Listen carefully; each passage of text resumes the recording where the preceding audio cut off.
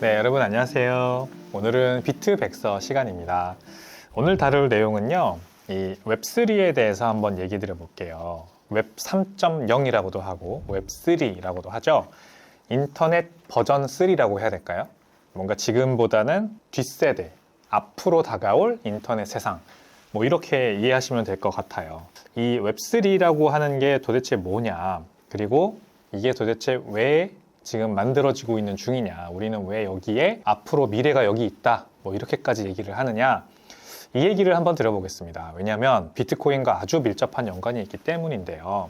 최근 경험에 대해서 하나 소개해 드려 볼게요. 제가 최근에 친구 집에 집들이를 갔는데 이 집들이 간 친구 집에 비누가 있는 겁니다. 근데 너무 향기도 좋고 사용성이 너무 좋은 거예요. 막 손에 이렇게 싹 감기는 것 같은 그런 느낌도 좋고 거품도 잘 나고.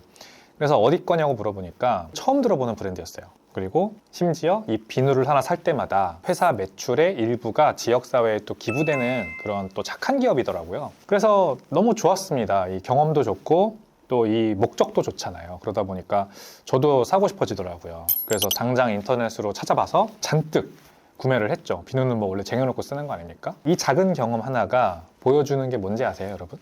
이게 바로 요즘 트렌드예요. 그러니까 요즘 뭐 20, 30대 아니면 뭐 연령대를 더 넓혀서 한 40, 50대까지 가더라도 요즘 소비자들은요, 이 그냥 아무거나 대량으로 마트에 놓여져 있는 거 싹 집어가지고 아무거나 구매하지 않습니다.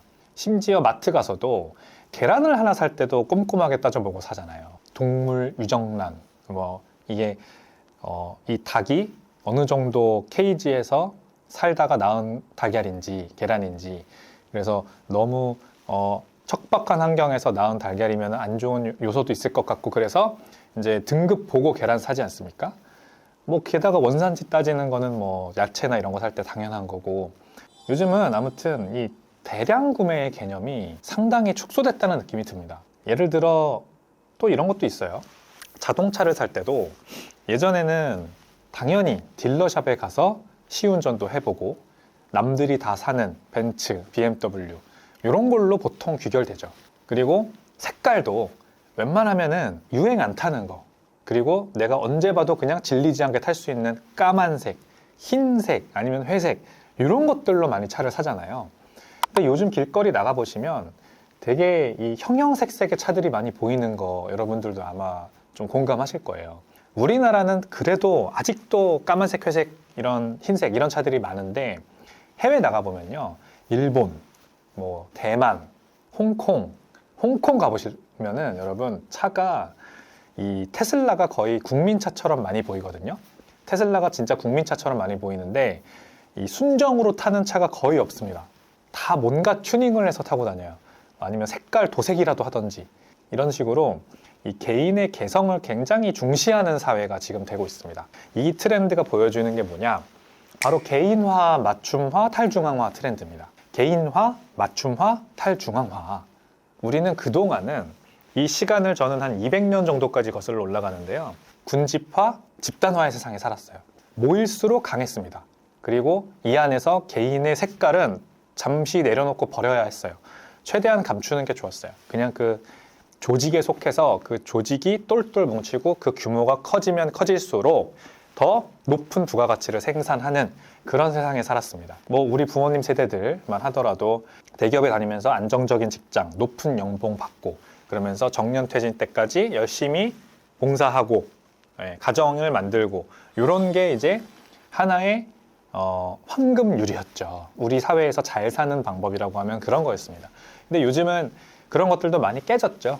이제 개인 프리랜서들의 어떤 시대입니다. 유튜브라는 채널, 게다가 유튜브를 비슷하게 따라하는 이 광고료를 많이 주는 그런 SNS들, 틱톡이라든지 이런 것들로 이 개인 크리에이터들이 많이 생겨나고 있고, 뭐 그 전에는 우버 같은 공유 차량, 그죠? 이 긱 이코노미라고 하죠. 부수입을 발생시킬 수 있는 어떤 일들이 굉장히 많아졌어요.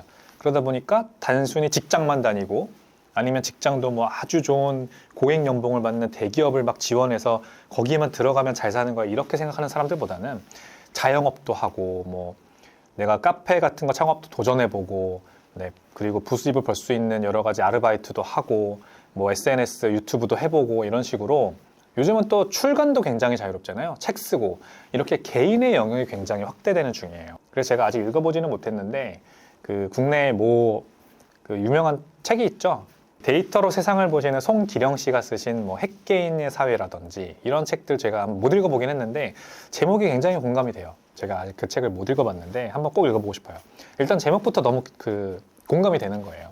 핵개인의 시대에, 그러니까 개인의 개성이 점점 더 중요해지고 개인의 주관, 나의 결정, 나만의 어떤 캐릭터 이런 것들이 굉장히 중요해지는 세상으로 점점 가고 있단 말이에요. 우리가 제 친구 집들이를 할 때 그 비누를 선택하는 기준만 봐도 알 수 있어요. 예전처럼 마트에 가서 뭐 유명한 브랜드, 뭐 P&G에서 나온 거 아니면 LG 생활건강에서 나온 거 대량으로 파니까 싸다 하면서 막 사가지고 쟁여놓고 쓰는 그런 시대가 더 이상 아니라는 거죠. 그게 트렌드는 아닙니다. 그런 분들도 여전히 있겠지만. 그래서 우리가 지금까지 써온 인터넷은요, 우리가 직장도 그렇게 했듯이 군집화, 집단화의 어떤 공간이었어요. 인터넷이 큰 대기업들로 쫙 모여드는 그런 형태로 발전했다는 거죠.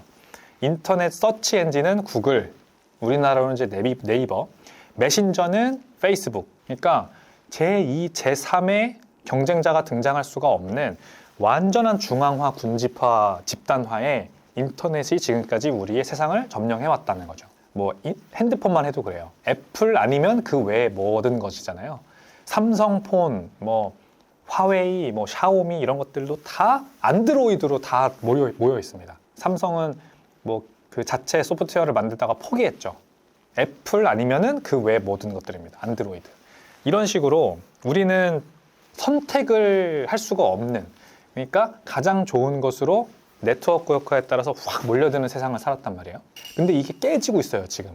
인터넷도 깨지고 있습니다. 뭐냐? 이 기업들이, 특히 미국에 있는 이 대형 IT 대기업들이 엄청나게 많은 부작용들을 만들어내면서 지금 거기에서 불만을 느끼고 하나의 탈중앙화된 인터넷으로 넘어가려고 하는 움직임이 계속해서 가속화가 되고 있는 거예요. 그래서 예를 들면 이런 겁니다.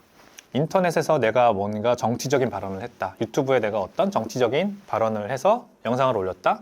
근데 유튜브 정책에 따라서 노딱이 먹여지면 이제 광고 수입이 안 들어와요. 그러면은 그 영상에 내가 들인 시간과 리소스는 다 무용지물이 되는 겁니다. 뭐 그게 비단 정치적인 일만 그렇게 해당되는 게 아닙니다. 뭐 굉장히 뭐 사회적으로 무리를 빚을 수 있는 그게 유튜브 판단에 따라서 결정이 돼요. 그래서 아주 그 유튜브의 그 가이드라인을 거스르지 않는 선에서 유튜브 찍을 때도 발언을 해야 되고 뭔가 조심을 해야 됩니다. 그런 거에서 벗어나는 의견은 차단되는 거죠. 이런 것들이 이제 이 빅테크들이 벌이고 있는 어떤 검열이라는 겁니다. 그래서 이게 아주 크게 발현된 사태가 지난 대선, 2020년 대선 때 트럼프 대통령이 9천만 명의 팔로워를 가지고 있었던 트위터 계정이 현직 대통령의 트위터 계정이 삭제돼 버리는 일이 있었어요. 그래서 트위터가 그 이후로 이제 쇄신을 거쳐서 뭐 일론 머스크가 인수하고 하면서 자유롭게 발언을 할 수 있는 그런 공간으로 재탄생한 거죠. 이렇게 인터넷상에서 아주 지금 이 군집화 집단화 세력과 개인화 탈중앙화 어떤 자유의 세력이 완전히 크게 격돌을 하고 있는 겁니다. 일론 머스크는 여러분 아시겠지만 이 표현의 자유를 아주 중시하는 사람이죠. 그래서 SNS도 그렇게 검열하면 안 된다. 자기네 기준에 따라서 사용자들의 말을 잘라내면 안 된다. 거기에서 어떤 말이 나오던 그런 것들이 위법이 되지 않는다면 놔둬야 된다는 거고. 네, 저도 그렇게 생각합니다. 위법이 아닌데, 법적으로 문제될 게 없는데 왜 트위터나 SNS나 아니면 유튜브 같은 것들이 알아서 잘라내냐는 거죠. 그래서 지금 웹3로 가야 되는 건데, 웹3는 뭐냐면 이 기존의 기업이 주도하던 인터넷이 아니라 개인이 주도하는 인터넷이에요. 개인이 스스로 서버를 집에다가 놓고 그 데이터의 입출입을 관리를 하면서 어떤 서비스에 들어가서 뭔가를 쓸지 말지 내가 결정하는 겁니다. 내가 지금처럼 뭐 카카오톡 가입하려면은 뭐 내 이름, 생년월일, 전화번호 다 적고 거기에서 주는 정보만 믿고 쓰는 게 아니라 그냥 내가 집에다가 내 서버를 두고 거기에서 다른 사람들의 서버와 상호 교환을 하는 거고, 서비스, 그 데이터를. 그 과정에서 서비스의 역할은 뭐냐? 하나의 중간다리 역할만 해주는 겁니다. 그러니까 우리를 막거나 어떻게 검열하거나 할 수 없어요. 이제 회사들의 역할이 줄어드는 거죠. 그럼 이제 문제가 뭐냐? 회사들은 돈을 어떻게 벌까요? 이게 이제 관건이잖아요. 기존에는 유튜브라든지 SNS 이런 인터넷 기업들은 광고비를 받죠. 고객들한테는 공짜로 서비스를 제공해주고 대신에 많은 사람들이 보게 만든 다음에 광고를 수임해서 광고를 보여주고 광고비를 받지 않습니까? 그 대부분의 SNS, 이 인터넷 빅테크 기업들은 광고비가 거의 매출의 8, 90%에 지금도 차지를 합니다. 근데 이런 웹3 세상에서는 광고가 불가능하죠. 데이터를 회사가 다 모아가지고 우리한테 알고리즘으로 이제 뭐 콘텐츠를 보여준 다음에 광고를 쏘는 구조가 아니기 때문이죠. 그냥 개인 대 개인 간 직접 데이터를 주고받기 때문에 광고 따위는 여기에 껴들 틈이 없습니다. 그럼 어떻게 돈을 버느냐? 이 서비스를 제공하는 회사들은 바로 value for value, 가치 대 가치 경제라고 합니다. 그러니까 회사 자체의 돈을 우리가 직접 도네이션 하는 거예요. 웹3는 그런 겁니다. 즉, 이 서비스가 있어요. 어떤 SNS를 만들어줬어요. 근데 검열과 어떤 것도 없어요.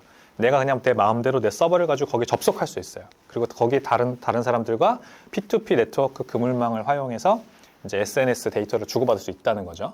그러면 이 회사는 우리가 직접 도네이션을 해서 먹여 살려줘야 됩니다. 그게 바로 웹3 경제예요. 이게 어떻게 보면은 너무 현실성이 없어 보이지 않나요? 근데 이미 구현되고 있습니다. 그게 사실입니다. 심지어 투자도 많이 받고 있어요, 이런 회사들이. 왜냐하면 너무 좋은 가치를 제공하기 때문이죠. 저는 이제 웹3가 그래서 웹 2.0을 완전히 잠식해서 이렇게 세상에 갈 거다라는 말씀을 드리는 게 아닙니다. 웹 2.0, 현재 인터넷이 여러 가지 부작용을 발생시키고 있기 때문에 거기에서 나온 사람들, 거기를 더 이상 싫어하고 나오려고 하는 사람들의 대체제가 필요하다는 말씀을 드리는 거예요. 그래서 비트코인이 여기서 어떻게 쓰이냐? 이런 인터넷에서는 value for value, 직접 내가 크리에이터에게 돈을 주는 거, 그리고 크리에이터가 회사한테 돈을 주는 거, 이런 형태의 돈의 스트림라인이 필요합니다. 그럴 때 전 세계를 아우르는 국경이 없는 돈의 네트워크가 필요하고, 가장 완벽한 돈의 네트워크, 블록체인 네트워크는 바로 비트코인이죠.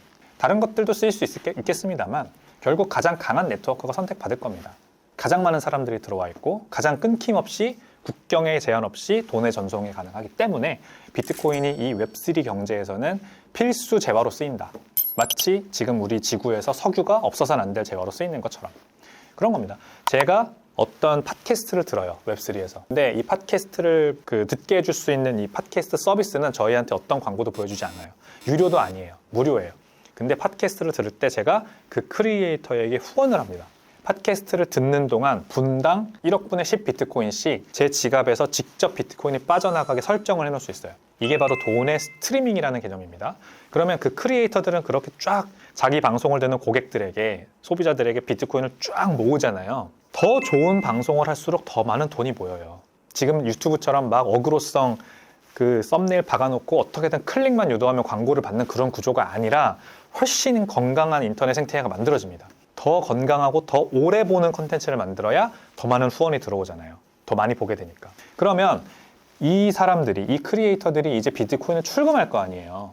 현금화 하려고. 그때 이 서비스는 일부 수수료를 받아가면서 수익을 내는 겁니다.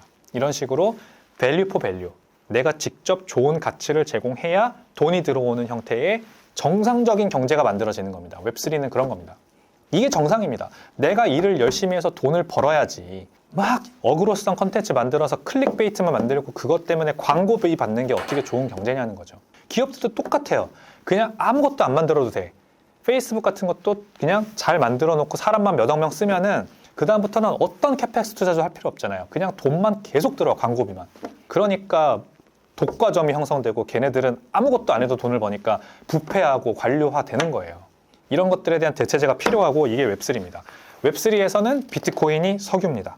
그래서 비트코인의 가치는 이 웹3에서 더 많이 상승할 거고 결제 수단으로, 돈으로 점점 더 우리의 일상생활에 밀접하게 찾아올 거라고 저는 생각을 합니다. 네, 여러분, 오늘은 비트백서 시간 웹 3.0이 추구해야 하는 목표에 대해서 한번 말씀드려봤습니다. 내용이 재밌으셨다면요, 구독과 좋아요, 알림 설정 해주시고요. 저는 다음 시간에 더 재밌는 내용으로 찾아오겠습니다. 감사합니다.